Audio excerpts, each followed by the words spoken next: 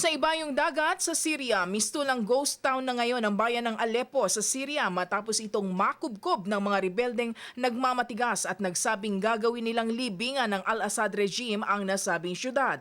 Ang Aleppo ay dating may populasyon na 33,000, subalit sa dami ng naging casualties, nagkaramihan sa mga ito ay mga sibilyan ay umabot na lamang sa ngayon sa 20 pamilya na natitira. Sa Denver, Colorado, formal nang sinampahan ng kasong 24 counts of first-degree murder si James Holmes, ang suspect sa pamamaril sa Century 16 movie theater screening ng Batman the Movie na ikinasawi ng 12 katao at ikinasugat ng mahigit sa 50 noong 20 ng buwang kasalukuyan. Ipinaliwanag ng Judge kay Holmes na ang parusang kaakibat ng kanyang kaso ay habang buhay na pagkakakulong hanggang kamatayan.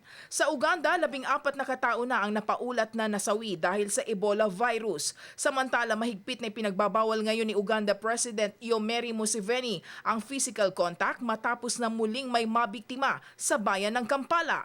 Binalaan ng lahat na iwasan na muna ang pakikipagkamay at pakikipaghalikan dahil sinumang dapuan ng impeksyon ng Ebola virus ayon sa mga health officials ay maaaring mamatay. Para sa Telebisyon ng Bayan, Joyce Salamatin.